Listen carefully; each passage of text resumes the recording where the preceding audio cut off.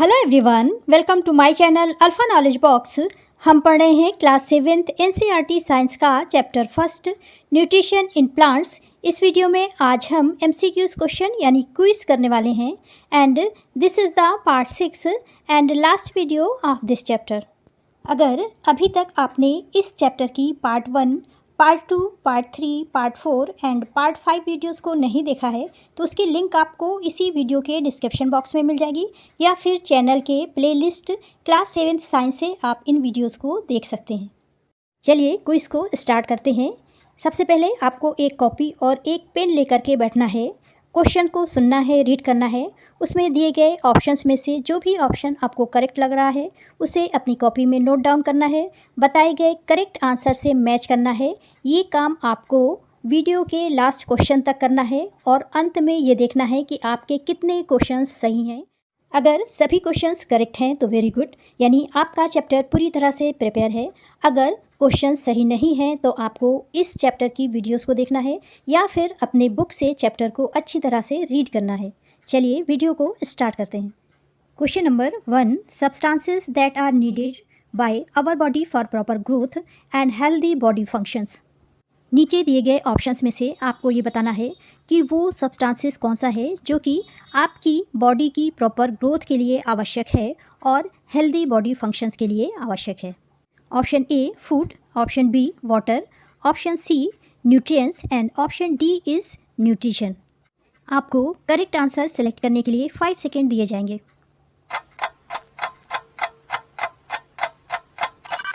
Correct answer is C nutrients.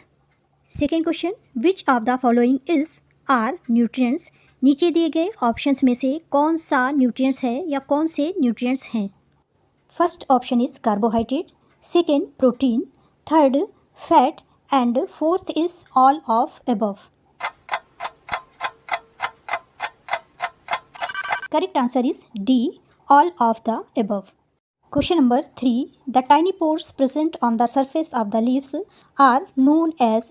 Leaf की surface पर पाए जाने वाले छोटे छोटे से टाइनी पोर्स क्या कहलाते हैं। A option xylem, B phloem, C stomata and D is cell. Correct answer is C stomata. Question number 4, human beings can be categorized as. नीचे दिए गई कैटेगरीज में से ह्यूमन बींग्स को किस में रखा गया है। पैरासाइट में, हेट्रोट्रॉप्स में, सेप्रोट्रॉप्स में या ऑटोट्रॉप्स में।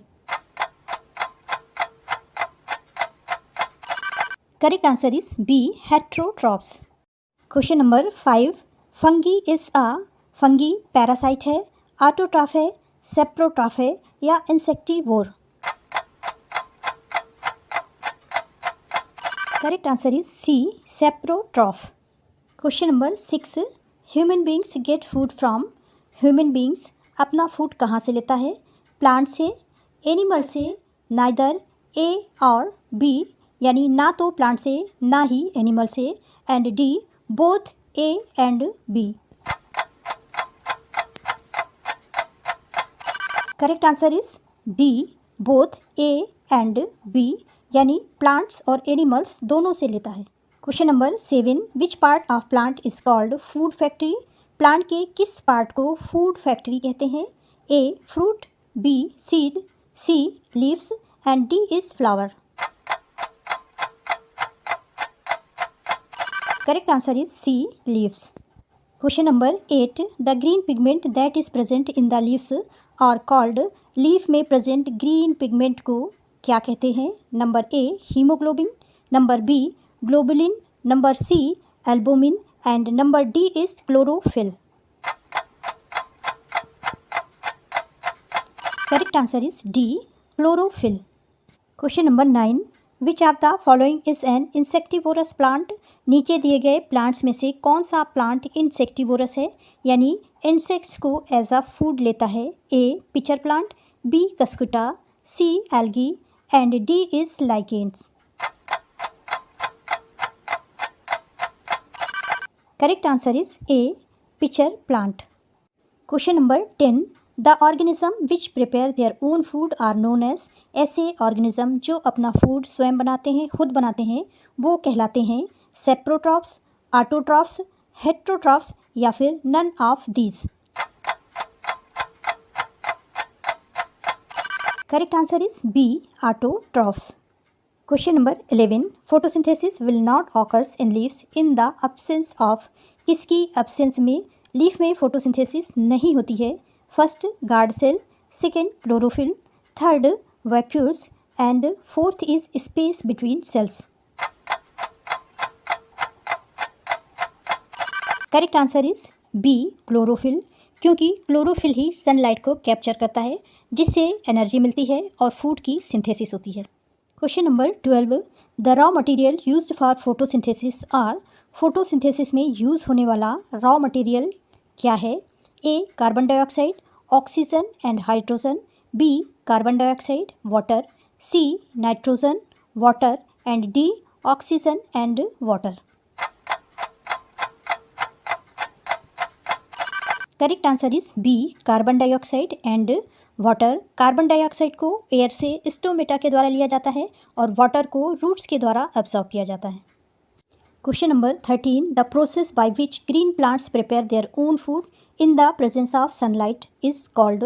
ए, saprophytic nutrition, B, photosynthesis, C, cellular nutrition and D, nutrition. Correct answer is B, photosynthesis. Question number 14, which one of the following is an autotrophs? First lichen, second algae, third fungus and D is cuscuta. Correct answer is B, algae. ये एक green colour के organism होते हैं जो ठहरे हुए पानी में होते हैं और क्योंकि इसमें क्लोरोफिल होता है इसलिए ये अपना फूड स्वयं बनाते हैं, इसलिए ये ऑटोट्रॉफ्स हैं। Question number 15, pitcher plant traps insect because it? Pitcher plant insect को ट्रैप करते हैं, पकड़ते हैं क्योंकि इस आ हेटेरोट्रॉफ, ये हेटेरोट्रॉफ्स होते हैं। B, grow in soil which lacks nitrogen, ऐसी सॉइल में ग्रो होते हैं जहाँ पर नाइट्रोजन की कमी होती है। C, does not have chlorophyll, इनमें क्लोरोफिल नहीं होता है। And D is has a digestive system like human beings, ये ह्यूमन बींग्स की तरह डाइजेस्टिव सिस्टम्स रखते हैं या इनमें ह्यूमन बींग्स की तरह डाइजेस्टिव सिस्टम्स होता है। Correct answer is B, grows in soil which lack nitrogen, ये ऐसी सॉइल में ग्रो करते हैं जहाँ पर नाइट्रोजन की कमी होती है। उनकी कमी को पूरा करने के लिए इंसेक्ट को ये ट्रैप करते हैं। Question number 16, yeast, mushroom and bread mould are?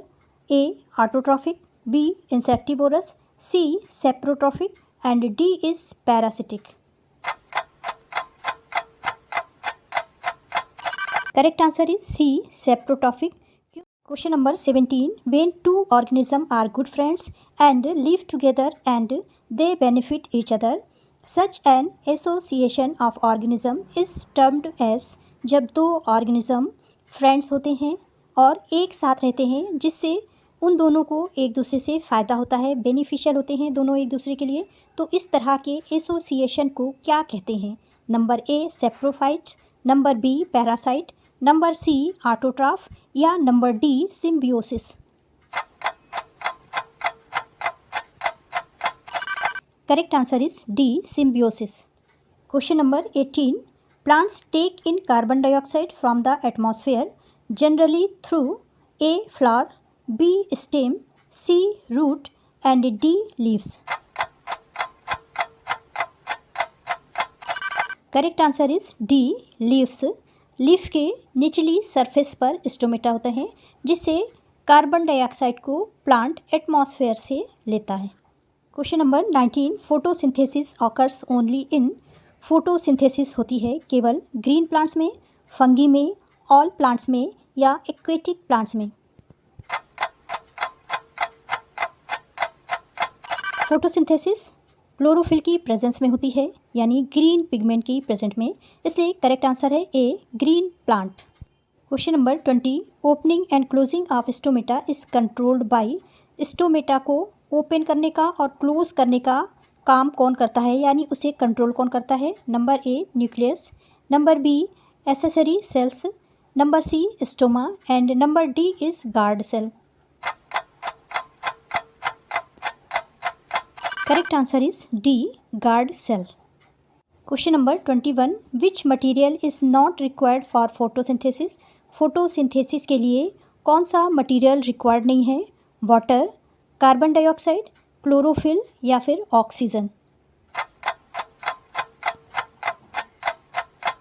Photosynthesis में water, carbon dioxide and chlorophyll तीनों की ज़रूरत होती है। ऑक्सीजन रिलीज़ किया जाता है, इसलिए करेक्ट ऑप्शन है डी, ऑक्सीजन।